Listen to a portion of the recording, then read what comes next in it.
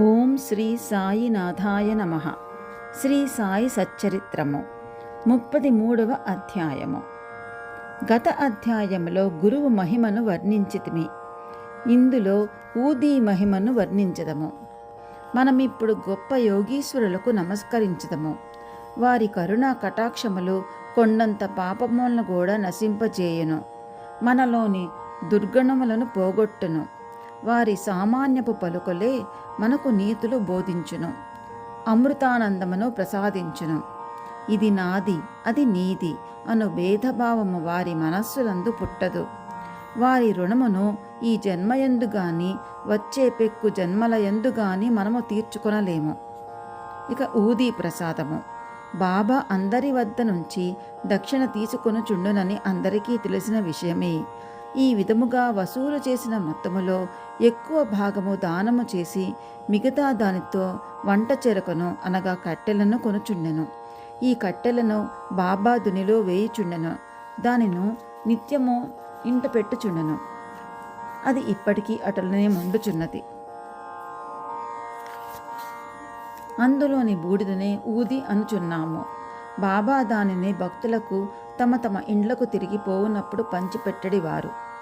ఊదీ వలన బాబా ఏమి బోధించను ఉద్దేశించను? ప్రపంచములో కనిపించు వస్తువులన్నీ బూడిద వలె అశాశ్వతములు.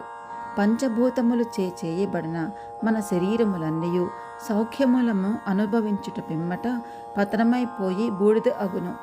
ఈ సంగతి జ్ఞప్తికి తెచ్చుటకై బాబా భక్తులకు ఊదీ ప్రసాదమును పంచిపెట్టుచుండెను. ఈ ఊదీ వలననే బ్రహ్మము నిత్యమనియు ఈ జగత్తు అశాశ్వతమనియు ప్రపంచములో గల బంధువులు, కొడుకు గాని తండ్రి గాని తల్లి గాని మనవారు కారనియు బాబా బోధించెను. ఈ ప్రపంచములోనికి మనం ఒంటరిగా వచ్చితమి, ఒంటరిగానే పోయేదము. ఊది అనేక విధముల శారీరక మానసిక రోగములను బాగు చేయుచుండెను. భక్తుల చెవులలో బాబా ఊదీ ద్వారా దక్షిణ ద్వారా నిత్యానిత్యములకు గల తారతమ్యము, అనిత్యమైన దాని యందు అభిమాన రాహిత్యము ఘంటమ్రోత వలె వినిపించుచుండెను. మొదటిది వివేకమును, రెండవది వైరాగ్యమును బోధించుచుండెను. ఈ రెండును కలిగియున్న గాని సంసారమనే సాగరమును దాటలేము. అందుచే బాబా అడిగి దక్షిణ తీసుకొనుచుండెను. షిరిడీ నుంచి ఇంటికి పోవునప్పుడు భక్తులకు ఊదీయే ప్రసాదముగా ఇచ్చి కొంత నుదుటిపై వ్రాసి వరదహస్తమును వారి శిరస్సుపై ఉంచుచుండెను. బాబా సంతోషముతో ఉన్నప్పుడు పాట పాడుచుండడివారు. పాటలలో ఊదీ గురించి ఒకటి పాడుచుండిరి. దాని పల్లవి కళ్యాణరామ రారమ్ము గోనెలతో ఊదీని తేతెమ్ము. బాబా దీనిని చక్కని రాగముతో మధురముగా పాడుచుండడివారు. ఇది అంతయు ఊదీ యొక్క ఆధ్యాత్మిక ప్రాముఖ్యము. దానికి భౌతిక ప్రాధాన్యము కూడా కలదు. అది ఆరోగ్యమును, ఐశ్వర్యమును, ఆతురతల నుండి విమోచనమును మొదలగునవి ఒసగుచుండెను. ఇక ఊదీ గూర్చిన కథలను ప్రారంభించదము. తేలుకాటు.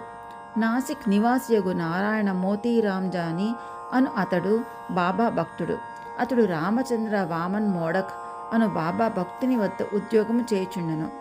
అతడు ఒకసారి తన తల్లితో షిరిడీకి పోయి బాబాను దర్శించెను. అప్పుడు స్వయముగా బాబా అతడు మోదక్ సేవను మాని తాను సొంతముగా వ్యాపారము పెట్టుకొనవలెనని చెప్పెను. కొన్ని దినముల తరువాత బాబా మాట సత్యమయ్యెను. నారాయణ జాని ఉద్యోగము మాని స్వయముగా ఆనందాశ్రమము అనే హోటలు పెట్టెను. అది బాగా అభివృద్ధి చెందెను. ఒకసారి ఈ నారాయణరావు స్నేహితునకు తేలుకుట్టెను. దాని బాధ భరింపరానంత ఉండెను. అటువంటి విషయములలో ఊదీ బాగా పనిచేయును. నొప్పి ఉన్న చోట ఊదీని రాయవలను. అందుచే నారాయణరావు ఊదీ కొరకు వెతికెను. కానీ అది కనిపించలేదు. అతడు బాబా పటము ముందర నిలిచి బాబా సహాయము కోరి బాబా నామజపము చేసి బాబా పటము ముందు రాలిపడిన అగరబత్తి బూడిద చిటికెడు తీసి దానినే ఊదీగా భావించి నొప్పి ఉన్న చాట రాసెను. అతడు ఊదీ రాసిన చేయి తీసివేయగానే నొప్పి తగ్గిపోయెను. ఇద్దరూ ఆశ్చర్యము ఆనందములలో మునిగిరి. తరువాత ప్లేగు జబ్బు. ఒకానొకప్పుడు బాంద్రాల నుండి ఒక బాబా భక్తునికి వేరొక గ్రామమున ఉన్న తన కుమార్తె ప్లేగు జ్వరముతో బాధపడుచుండెనని తెలిసెను. అతడు తన వద్ద ఊదీ లేదనియూ కనుక ఊదీ పంపమని నానాసాహెబ్ చందోర్కర్ గారికి కబురు పంపాను. ఈ వార్త నానాసాహెబ్కు ఠాణా రైల్వే స్టేషన్ వద్ద తెలిసెను.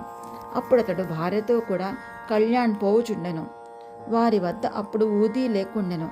కావున నానాసాహెబ్ రోడ్డుపైన మట్టిని కొంచెము తీసి సాయినామం జపము చేసి బాబా అనుగ్రహమును అభ్యర్థించి తన భార్య నుదుటిపై రాసెను.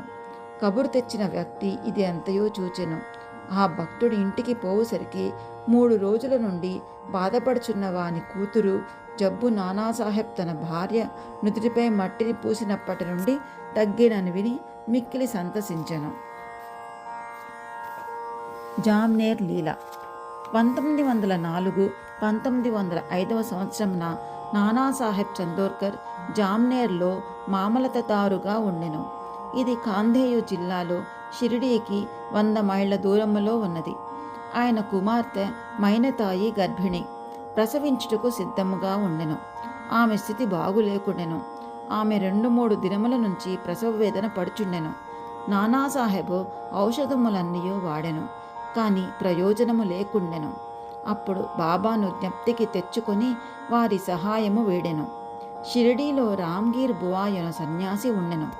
బాబా అతనిని బాపోగీర్ బువా అనువారు. అతని స్వగ్రామము కాందేశులో ఉండెను. అతడచ్చటికి పోవుటకు నిశ్చయించుకొనెను.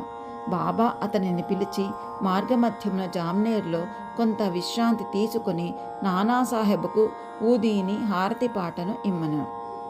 తన వద్ద 2 రూపాయలున్నవనియు అవి జలగాం వరకు రైలు టికెట్టుకు సరిపోవుననియు, కాబట్టి జలగాం నుండి జామ్నేర్ పోవుటకు అనగా సుమారు 30 మైళ్ళు ధనము లేదని రామ్గీర్ బువా చెప్పెను. అన్నియూ సరిగా అమరునుగానే అతడు కలత చెందనవసరం లేదని బాబా పలికెను. శ్యామాను పిలిచి మాధవ్ అట్కర్ రచించిన హారతిని వ్రాయమనెను. హారతి పాటను ఊదీని రామ్గీర్ బువాకిచ్చి నానాసాహెబ్కు అందజేయమనెను. బాబా మాటలపై ఆధారపడి రామ్గీర్ బువా షిరిడీ విడిచి రాత్రి 2:30 గంటలకు జలగాం చేరును. అచటికి చేరునప్పటికీ అతని చెంత 2 అణాలు మాత్రమే ఉండెను. కాబట్టి కష్టదశలో ఉండెను. అప్పుడే ఎవరో బాపుగీర్ బువా ఎవరు అని కేక వైచుచుండిరి. బువా అచ్చటికి పోయి తనేయని చెప్పెను. నానాసాహెబు పంపించినారని చెప్పుచు ఆ బంట్రోతు బువాను ఒక చక్కని టాంగా వద్దకు తీసుకొని పోయెను. దానికి 2 మంచి గుర్రములు కట్టియుండెను. 2 అందులో కూర్చుండి బండిని వదలిరి. టాంగా వేగముగా పోయెను.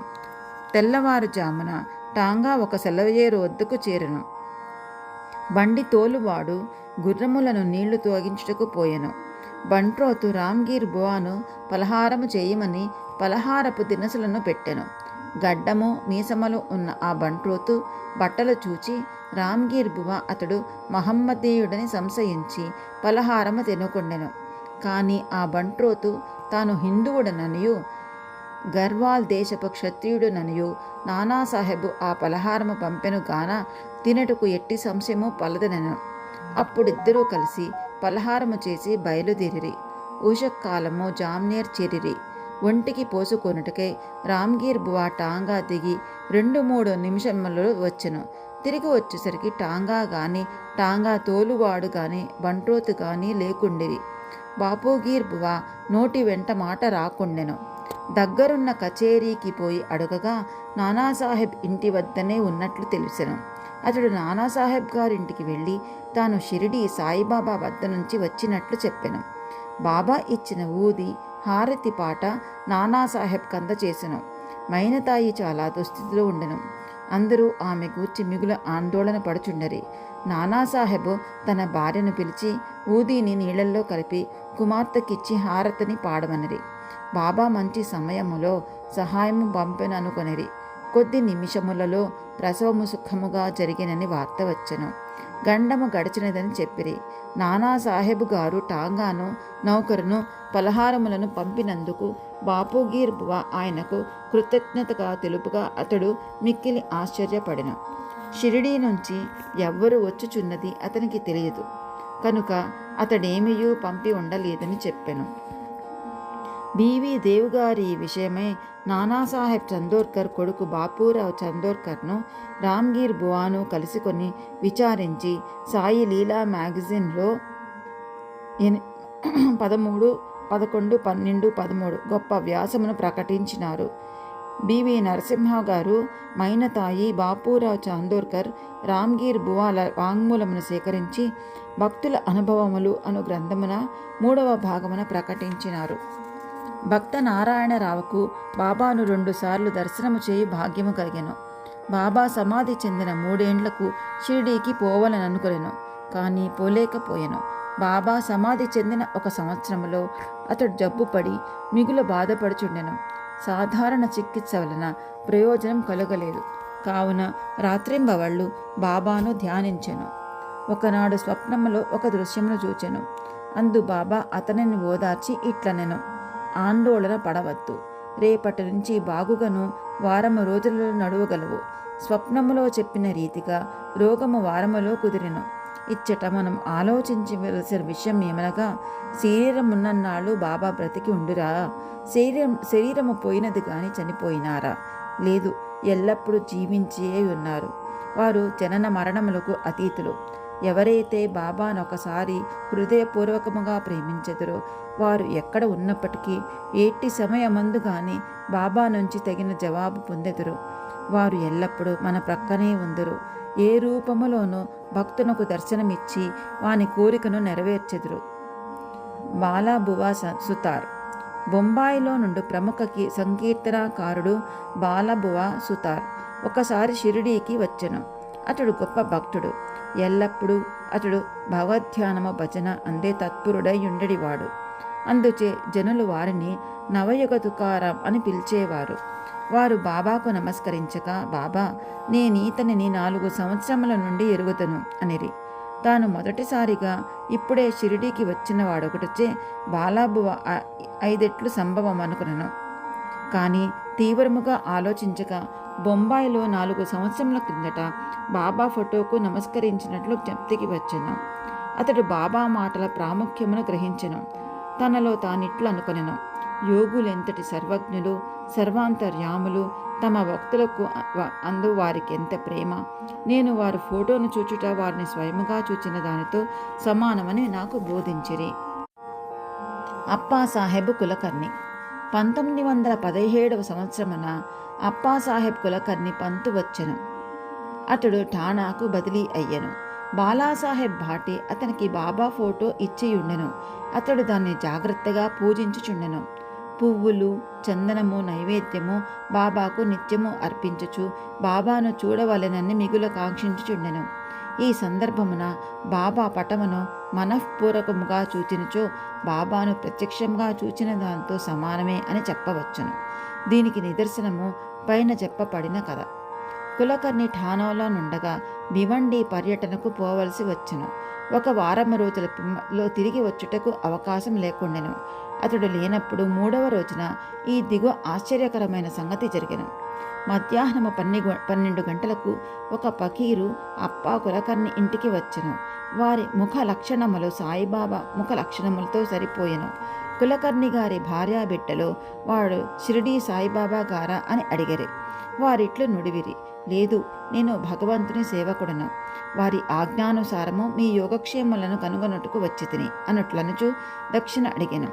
ఆమె 1 రూపాయి ఇచ్చెను. వారొక చిన్న పొట్లముతో ఊదీనిచ్చి దానిని పూజలో ఫోటోతో కూడా ఉంచుకొని పూజించమనిరి. పిమ్మట ఇల్లు విడిచి వెళ్ళిపోయిరి. ఇక చిత్రమైన సాయిలీలను వినుడు. భివండిలో తన గుర్రము జబ్బు పడగా అప్పాసాహెబు తన పర్యటన మానుకొనవలసి వచ్చెను. ఆనాటి సాయంకాలమే అతడు తిరిగి ఇల్లు చేరును. ఫకీరు గారి రాక భార్య వలన వినెను.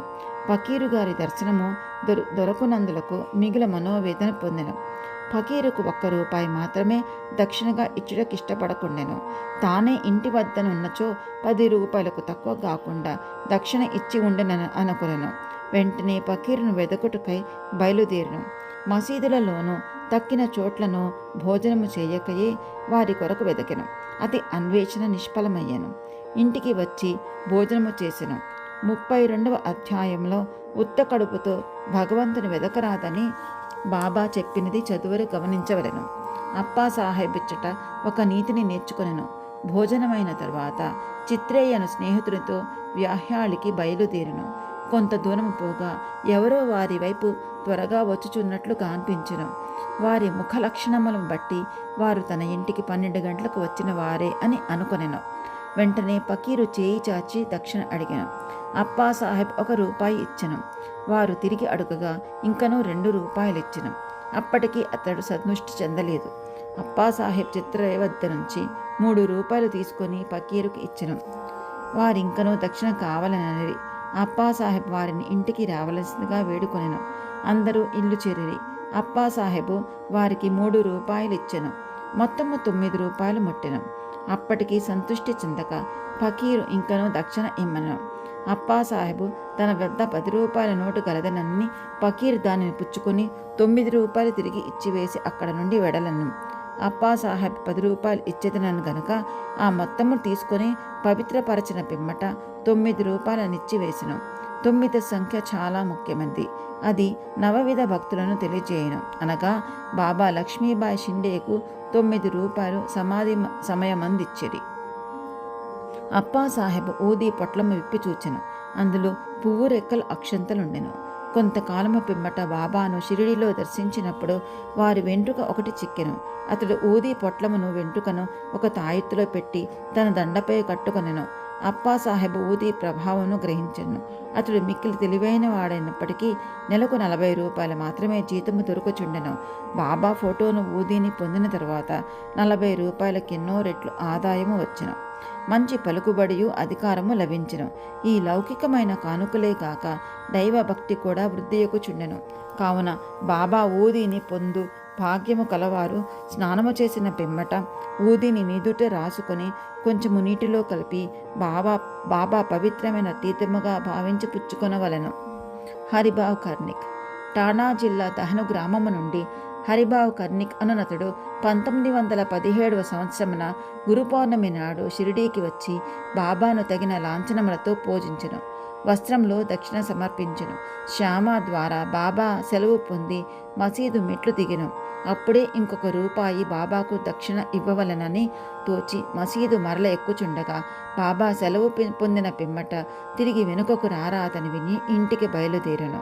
మార్గమధ్యమున నాసిక్లో కాలారాముని మందిరము ప్రవేశించి దర్శనము చేసుకుని వెలుపలకు వచ్చుచుండగా నరసింహ మహారాజ్ అనే యోగి తన శిష్యులను విడిచి లోపల నుండి బయటకు వచ్చి హరిబావు ముంజేత పట్టుకుని నా రూపాయి నాకిమ్ము అనెను. కర్నిక్ మిగుగుల ఆశ్చర్యపడెను. రూపాయిని సంతోషంగా నిచ్చి సాయిబాబా ఈ విధముగా తానివ్వ నిశ్చయించుకున్న రూపాయిని నరసింహ మహారాజ్ ద్వారా గ్రహించుకొని అనుకొనెను. యోగీశ్వరులందరూ ఒకటే అనియు ఏకాత్మతాభావముతో కార్యములనొత్తురనియు ఈ కథ తెలుపుచున్నది. ఓం శ్రీ సాయినాథాయ నమః. 33వ అధ్యాయం సంపూర్ణం. ఓం శ్రీ సచ్చిదానంద సద్గురు సాయినాథ్ మహారాజ్ की जय. श्री सद्गुरु साईनाथ अर्पणमस्तु.